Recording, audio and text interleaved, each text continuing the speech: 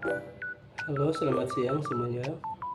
Perkenalkan, nama saya Hendrik Syekobuseli dengan NIM 2024-47015.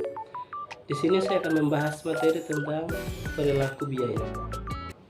Dalam materi perilaku biaya, berdasar perilakunya dalam hubungan dengan perubahan volume kegiatan, biaya dapat digolongkan menjadi 3 jenis. Yang pertama, biaya tetap, biaya variabel, dan biaya semi variabel. Kita masuk pada biaya yang pertama, yaitu biaya tetap.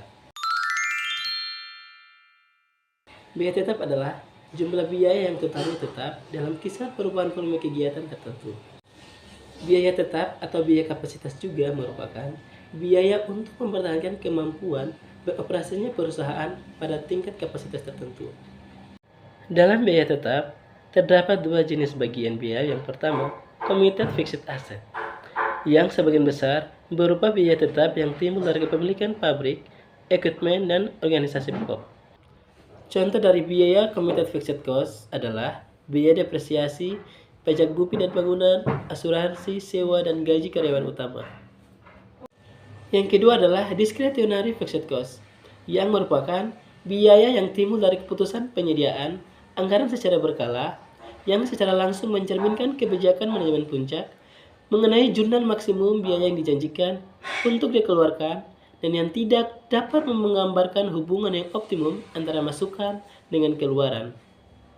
Contoh dari biaya ini adalah biaya riset dan pengembangan, biaya iklan, biaya promosi penjualan, biaya program latihan karyawan, dan biaya konsultan. Sekarang kita perhatikan gambar berbasis titik 1, yaitu biaya tetap. Dari gambar tersebut artinya biaya tetap tidak dapat berubah pada perubahan volume kegiatan, namun biaya per unit berubah.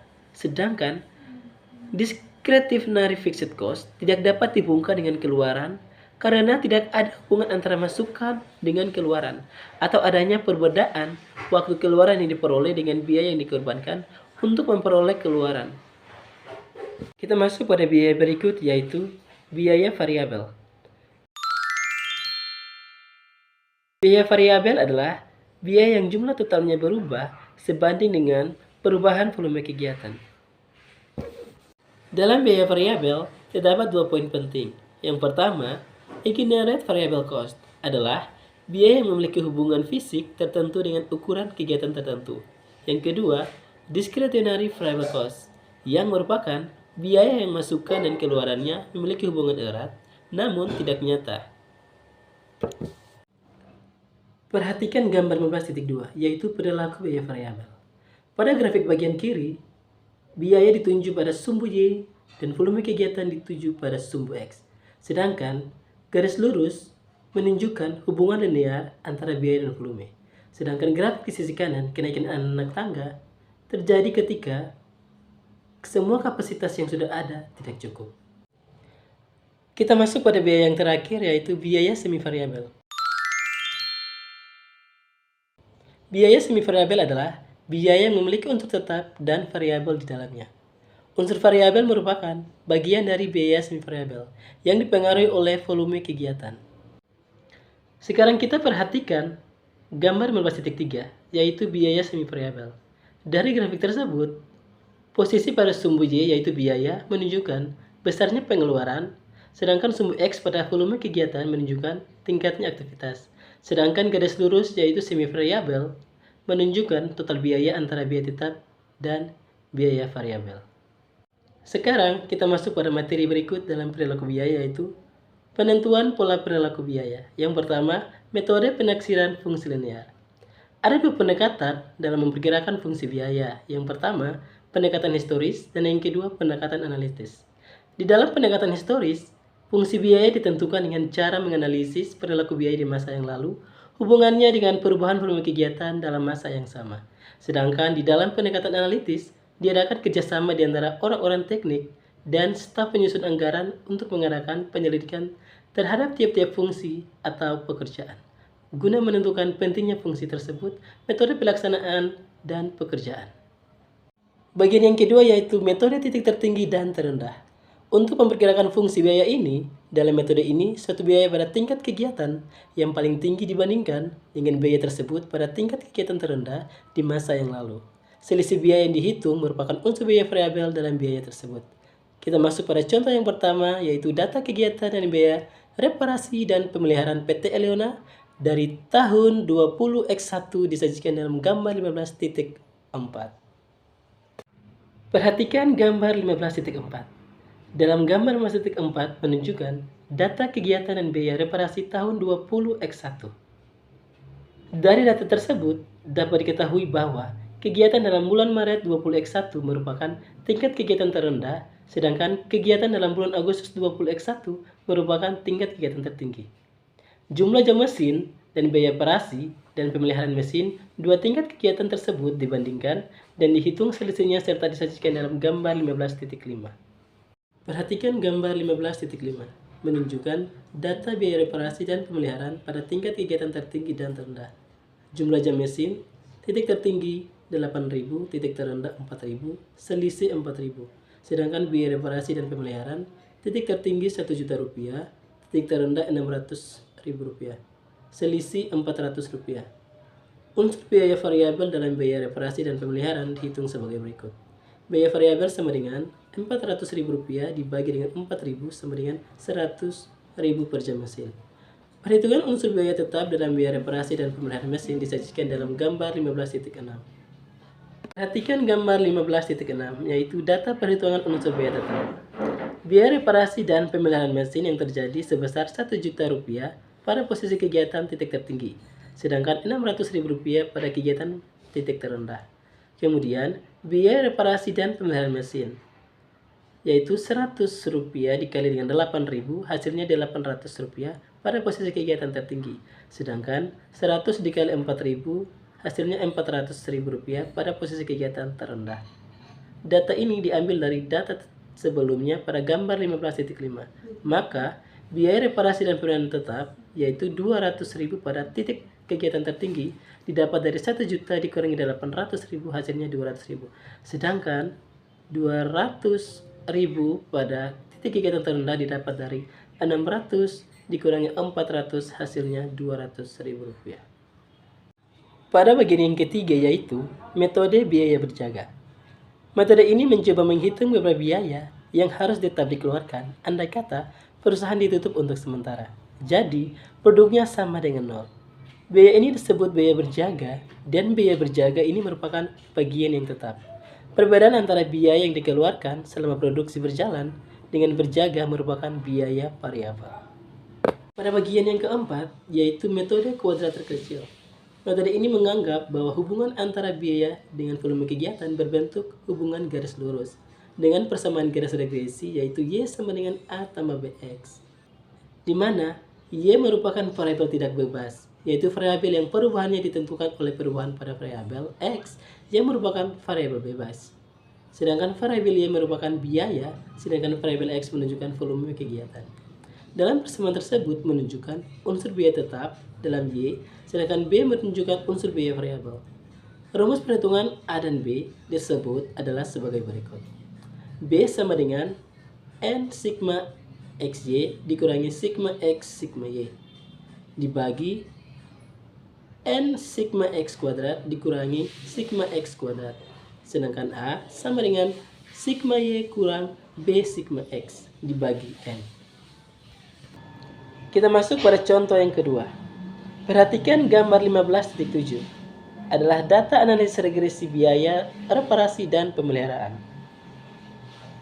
Maka, N sama dengan 12, XY sama dengan 8.570, sigma X sama dengan 66.250, sigma XY sama dengan Rp49.185, sedangkan sigma X kuadrat adalah Rp382.062.500. Maka hasilnya ditulis dalam rumus dari data sebelumnya, yaitu yang pertama B sama dengan 12 dikali Rp49.185.000 dikurangi 66.250 dikali dengan 8.570 dibagi dengan 12 dikali Rp382.062.500 dikurangi dengan 66.250 kuadrat.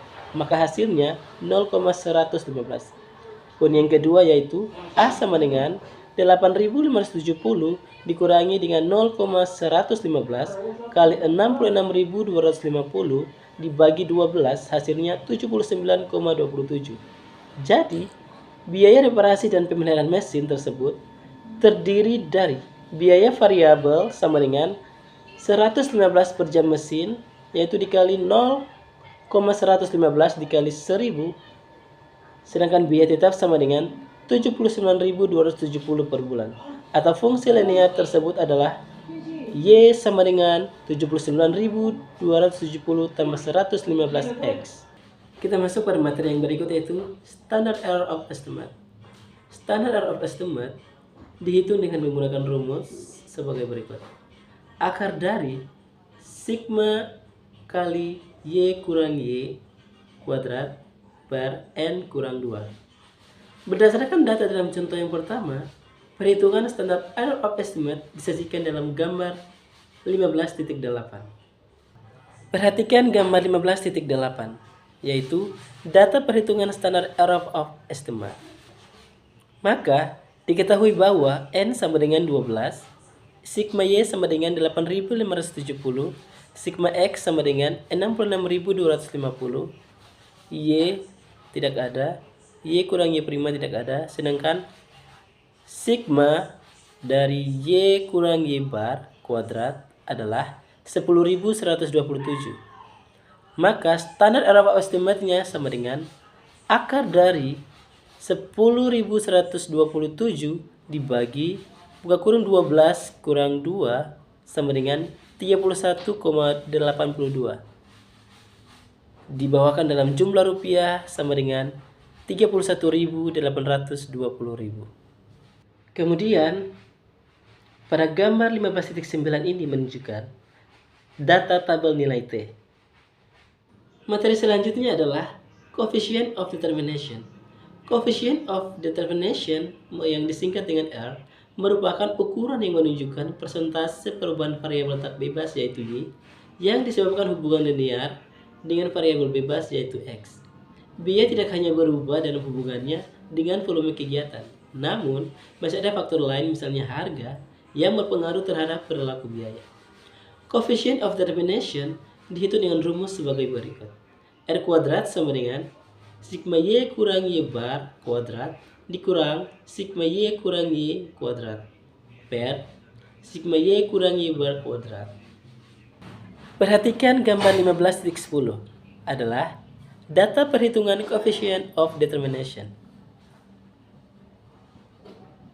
Dari data tersebut diketahui N sama dengan 12, sigma Y sama dengan 8.570, sigma X sama dengan 66.250, nilai Y tidak ada, nilai Y kurang Y tidak ada, nilai sigma Y kurang Y kuadrat hasilnya 10.127, nilai Y kurang Y bar tidak ada, dan nilai sigma Y kurang Y bar kuadrat hasilnya 224.842. Maka nilai Y sama dengan 79,27 ditambah 0,115 dikali 6.000 sama dengan 769. Ini adalah data dari sebelumnya. Kemudian Y bar sama dengan 8.570 dibagi 12 sama dengan 714. Maka 750 dikurangi 714 sama dengan 36. Data 750 ini diambil dari bulan ke-1 biaya reparasi dan pemeliharaan mesin. Maka R kuadratnya sama dengan 224.842 dikurangi 10.127 bagi 224.842 sama dengan 0,955. Berikutnya adalah pengujian hubungan linear antara biaya dengan volume kegiatan. Untuk menguji signifikan tidaknya hubungan Y dan X, hipotesis 0 bahwa B sama dengan 0, dapat dibuat dengan hipotesis alternatif B tidak sama dengan 0. Untuk menguji hipotesis 0 tersebut perlu dihitung T-value yang menunjukkan jumlah standar error. Nilai B yang dihitung terletak menjauhi 0. Rumus perhitungan T-value adalah sebagai berikut. T-value sama dengan B bagi SB. B sama dengan biaya variabel per unit. SB sama dengan standard error of the resistance coefficient yang dihitung dengan rumus SB sama dengan SE bagi akar dari sigma X kurang X bar kuadrat. Sekarang, perhatikan gambar 15.11, yaitu data perhitungan SB dan T-value. Maka, dari gambar tersebut, diketahui N sama dengan 12, sigma Y sama dengan 8.570, sigma X sama dengan 66.250, sigma Y kurang Y kuadrat sama dengan 10.127, dan sigma X kurang X bar kuadrat sama dengan 16.307.290.000 rupiah. Maka, ditulis dalam rumus SB sama dengan SE dibagi akar kuadrat dari sigma X kurang X bar kuadrat sama dengan 31,82 bagi akar kuadrat dari 16.307.292.000 rupiah sama dengan 31,82 bagi 4.038,23 sama dengan 0,008. Maka T-value-nya sama dengan 0,115 dibagi 0,008 sama dengan 14,38. Maka materi kita yang terakhir adalah ukuran volume kegiatan. Ada 2 poin penting. Yang pertama, ukuran masukan dan keluaran. Ukuran masukan berhubungan dengan sumber-sumber yang digunakan di dalam suatu pusat biaya. Contohnya adalah di dalam pusat biaya produksi ukuran volume, kegiatan dapat dinyatakan dengan jumlah jam tenaga kerja langsung, biaya tenaga kerja langsung, jam mesin, berat bahan baku yang digunakan. Ukuran keluaran berhubungan dengan barang dan jasa yang mengalir keluar dari suatu pusat biaya. Sedangkan ukuran dalam satuan uang dan dalam satuan fisik, satuan ukuran volume kegiatan yang dinyatakan dalam satuan fisik seperti jam tenaga kerja langsung, kadang-kadang lebih baik dibandingkan dengan satuan rupiah seperti tenaga kerja langsung.